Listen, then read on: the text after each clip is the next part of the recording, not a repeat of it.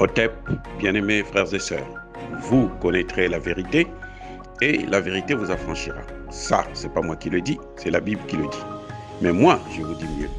Vous connaîtrez la vérité historique, notamment celle de vos ancêtres kémites, et vous aurez une vision globale de ce que c'est que la vraie souveraineté politique. J'ajoute, vous reviendrez à la spiritualité africaine ancestrale et vous comprendrez les enjeux de l'indépendance économique. Et pour terminer, vous accepterez votre identité culturelle kémite et vous obtiendrez deux choses. La première, c'est la paix. La seconde, c'est le développement, à une condition. L'unité de toute l'Afrique noire, l'unité de tous les Noirs du monde entier.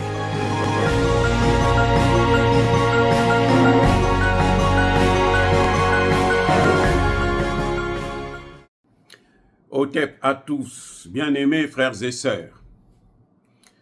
Deux présidents américains sont venus au secours de Joe Biden. C'est que la situation est dure. Jeudi et vendredi dernier, qui vient de s'écouler cette semaine-là, deux anciens chefs d'État, Barack Hussein Obama et Bill Clinton, sont venus soutenir Joe Biden. Ah oui, ils ont changé tout leur programme pour venir soutenir Joe Biden. Ça veut dire quoi? Ça veut dire que Joe Biden est en difficulté. C'est pour ça qu'il a fait recours. Donc les trois présidents étaient ici jeudi et vendredi. Ils ont pu collecter 26 millions de dollars. Vous savez que l'élection aux États-Unis, c'est d'abord l'argent. Celui qui a plus d'argent a beaucoup plus de chances de l'emporter. Ils sont venus collecter pour la seule journée de vendredi là. 26 millions. Ils ont collecté 26 millions de dollars. Joe Biden aujourd'hui est autour de 170 millions de dollars. Et dans ces 170 là, il y a 50 millions de dollars collectés par Barack Obama lui seul. Donc s'ils sont venus comme ça, c'est parce que Donald Trump est en train d'avancer. Dans les sondages, là, il écrase. Il n'y a aucun sondage américain qui donne Joe Biden gagnant, au moment où nous parlons. Aucun sondage américain ne donne Joe Biden gagnant. Donc, Joe Biden était obligé de faire appel aux autres gros mercenaires. Celui qui a dévasté, détruit l'Irak, et le président des drones, celui qui a massacré des gens en utilisant des drones. Barack Obama, le président des drones. Ici, là, politiquement parlant, on l'appelle le président des drones. Parce que lui, il tuait seulement avec des drones. Lui, ce n'était pas des militaires qui partaient sur le... Non, non, non. Lui, il utilisait des drones et puis ça faisait le travail. C'est en Afrique qu'il est allé. Ah, voilà, là, il n'est pas passé. Parce que comme c'est l'Afrique, les Afriques, il n'y a pas de jugement pour l'Afrique. Vous pouvez les exterminer tous. C'est pas trop grave. Et là, il a mis de gros moyens et il a agi. Donc, les deux sont venus. On a vu trois présidents. Trois présidents. Ils étaient là tous les trois pour battre campagne au profit de Joe Biden contre Donald Trump. Donald Trump, de son côté, c'est la population qui le soutient. Là, beaucoup de leaders politiques républicains ne veulent pas du tout entendre parler de lui. Parce que, finalement, Donald Trump n'est pas le candidat de l'establishment. Ah oui, lui c'est un homme d'affaires et on n'a pas besoin de ça. On a besoin d'un homme politique qui va rendre l'Amérique forte, une Amérique de guerre. Alors que lui, c'est une Amérique qui doit se développer de l'intérieur.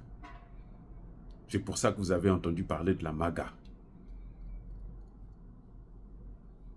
Ah oui. Make America Great Again. Il faut encore redonner de la valeur, rendre encore puissant l'Amérique. Et pour lui, ça doit se passer de l'intérieur.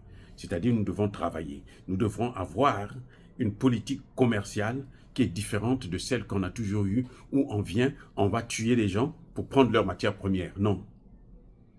C'est pour ça que l'ennemi de Donald Trump, pour lui, l'ennemi des États-Unis, c'est la Chine. Parce que la guerre, pour lui, c'est une guerre économique, pas une guerre militaire. Voilà le vrai problème. Voilà la grande différence.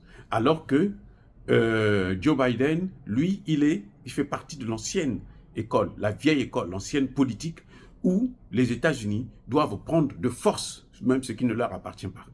Ils s'installent là où ils veulent, quand ils veulent, et puis si vous n'êtes pas content, eh ben, on vous massacre et on prend vos terres. C'est tout. Ce n'est pas la même politique que Donald Trump.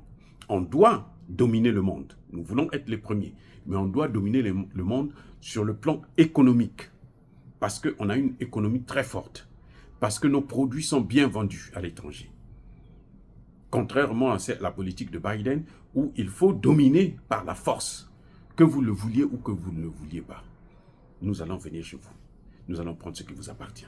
Comme ils sont en train de faire en RDC. Ils ne veulent pas négocier avec le gouvernement. Ils préfèrent passer par le Rwanda, piller, tuer, massacrer des gens, et puis prendre des matières premières à amener ici chez eux. Voilà la grande différence qu'il y a entre les deux. Oh, bien-aimés frères et sœurs, dire cela, c'est inciter à la haine ou à la violence. Non. Ya, ba, colère, ve, ya, malembe. Encore une fois de plus, soyez bénis. Je persiste et je signe. Soyez abondamment bénis par le Dieu des Kémites et par nos ancêtres angélisés. Mais que tous ceux qui persécutent le continent africain le pillent et le déstabilisent, qu'ils soient noirs, blancs, chinois, russes, arabes, indiens ou qui qu'ils soient punis, maudits, foudroyés, neutralisés, écrasés, effacés par le Dieu des Kémites et par nos ancêtres angélisés. Vive l'Afrique éternelle, je dis et j'assume.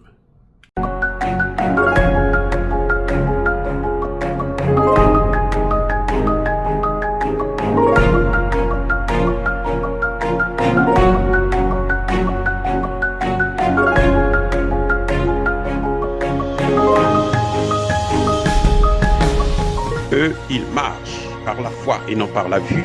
Mais moi, je vous conseille vivement de marcher par la connaissance scientifique et historique, notamment celle de nos ancêtres kémites, par les 5 sens et par l'intelligence. Otep, vive l'Afrique éternelle et que Dieu vous bénisse. Abou Apia.